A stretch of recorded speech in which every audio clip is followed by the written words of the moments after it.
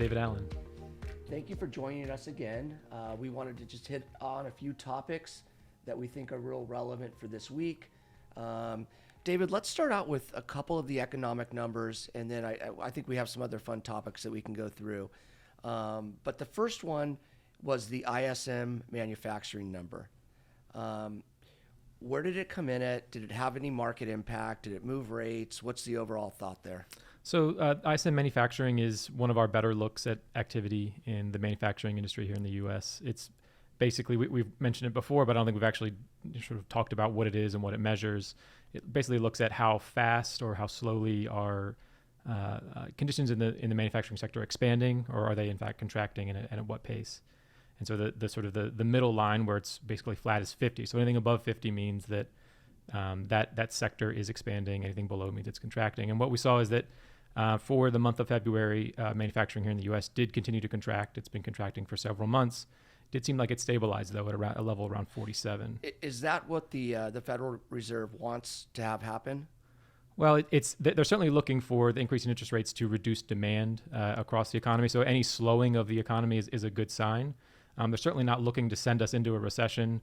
And that's not the goal. The goal is to control inflation. So, contraction in the manufacturing sector is not a great sign in terms of the future economic outlook. What about the services number? So the services number came out this morning. Same thing. At 50 is that line that separates expansion from contraction, and it's still well into expansionary territory. And so, a level about the mid 50s shows that the service side of the economy continues to expand at a fairly robust pace. Well, I didn't see it.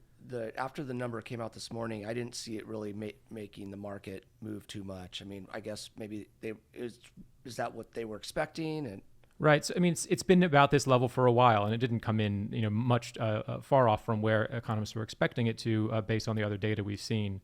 So really, I think that the status quo for this week in terms of the ISM, that's what we're continuing with, is that what we saw in previous months in these readings in terms of a slowdown and perhaps contraction in manufacturing, while services continue to be fairly strong. That's still the story that we're seeing based on this data. So would you say those are the two biggest numbers of the week that came out, the ISM and the services number? I think so. I mean, I guess the other labor market report, the unemployment, the initial jobless claims, that number also came out. It was below expectations, about 190,000 across the labor market. So that just continued to show that labor market conditions are very, very tight. It tends to be a sign that we're going to get some better wage growth, which is not what the Fed wants to see. That's feeding into some of the prices paid that service industry is seeing.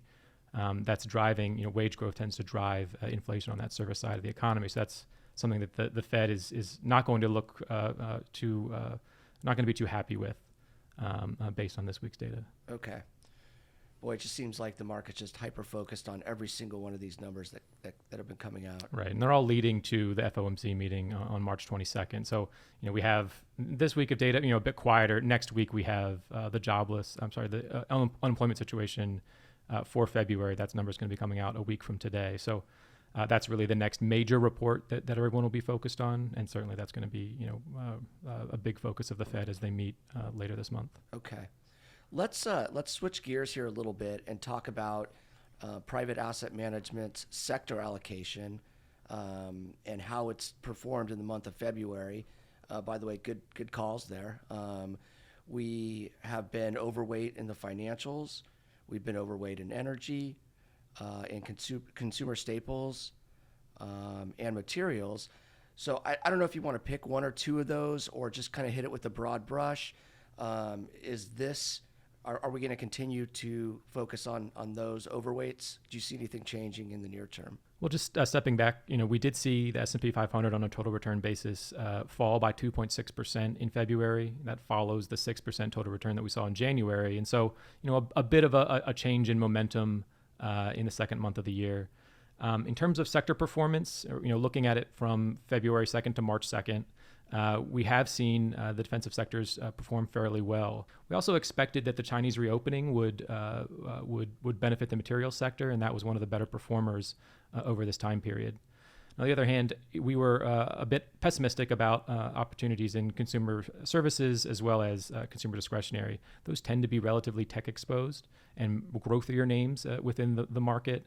And so the higher interest rates that we've seen and increasing expectations for Fed rate hikes, those have fed in there, and those have been relative underperformance, which is also something we expected. Well, coming back to the China reopening, do you think that will keep energy or the price of oil at this level, or potentially is there room for it to continue upward?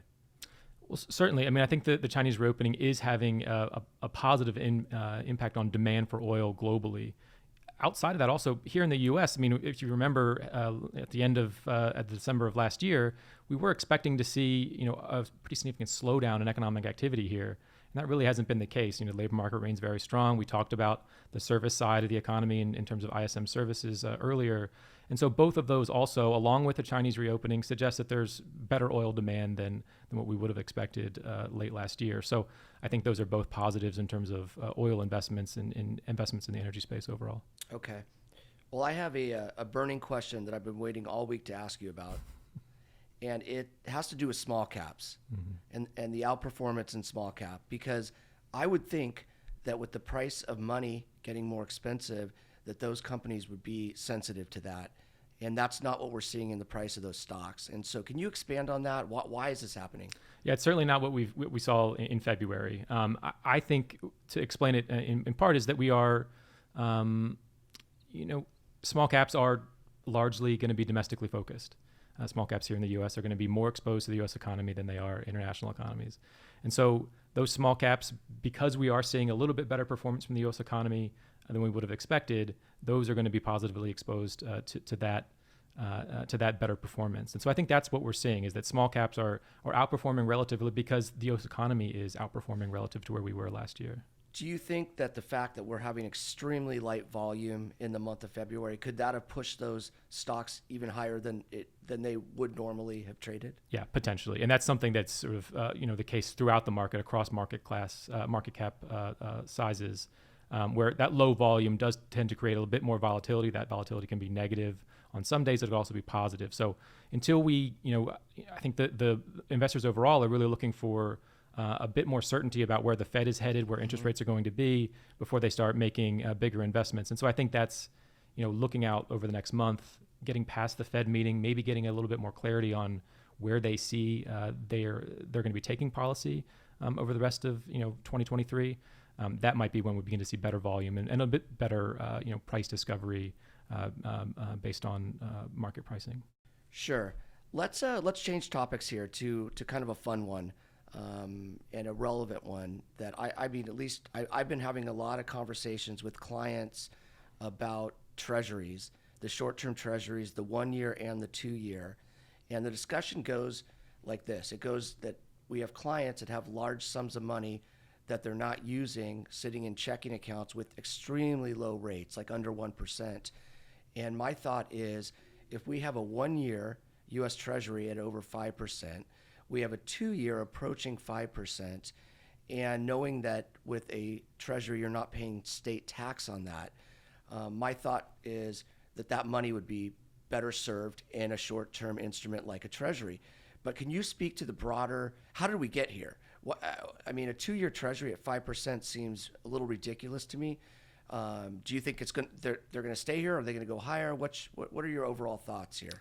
Well, I guess in terms of what's been driving the increase in rates, it's really across the maturity spectrum for treasuries. It is the Fed and expectations for more Fed rate hikes. So if you remember at the beginning of the year, we were expecting maybe we were going to get 2 for all of 2023 and then maybe get to cuts before the end of the year. It's a very different environment now based on the strength that we've seen in the labor market and the end of the decline in inflation that we saw in February.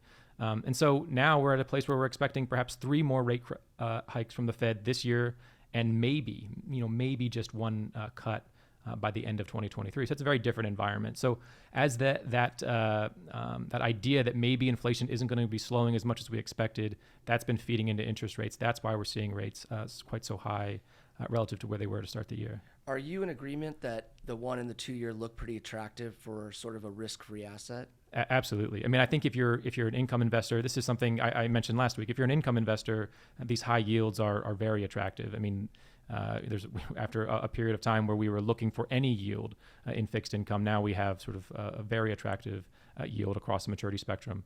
But also, I think if you're a total return investor, if you're looking at locking in these high yields, benefiting from that income component, but also I think we're likely to see over the next 12 to 24 months a decline in interest rates, and that's where that total return aspect is going to kick in. So I think, regardless of the sort of fixed income investor you are, I think these yields are very attractive. So you're expecting growth to slow. Can you expand on that a little bit? Why do you think growth is going to slow? Sure. So, I mean, the Fed is a big component of it. I mean, higher interest rates are eventually going to sap demand. But outside of what we're seeing, our expectations for monetary policy, financial markets are telling us the same thing. One of the better indicators of a recession here in the U.S. is the yield curve and whether or not it's inverted. And we've actually seen inversions between the 2-year and the 10-year, and the 3-month and the 10-year have expanded so far in 2023 from where they were at the end of 2022. So both of those continue to suggest that markets are expecting there to be a slowdown in economic growth and likely a decline in interest rates coming from that. So, David, what do we have to look forward to next week? I know that we do have the jobs number, but are there some? That's probably the biggest one. Are there some others? Yeah, that's the big one. I mean, a lot of the focus is on, are we going to continue to see non-farm payrolls added at the pace that we saw in January? It's very unlikely. I mean, if you recall, we had 517,000 payrolls added in January, well above even the most optimistic expectation heading into the report. So we are expecting a slowdown. I think consensus is somewhere around 215 or 217,000. In terms of the unemployment rate, expectations are for it to remain very, very low at 3.4%. So those are going to be, the big data points to keep an eye on when that data comes out next week. I would expect that jobs number will be a market mover. Absolutely, yeah. That's certainly going to be a focus of markets, a focus of the Fed, and really might be instructive about where we're headed over the rest of the first half of 2023. Okay. I think that about wraps it up, and those are all the topics that I wanted to cover. Thank you for joining us in the Week in Review. If you enjoy the video, please like and subscribe to our videos, and I hope everybody has a wonderful weekend and hopefully no rain. Thank you all, and we'll see you next week.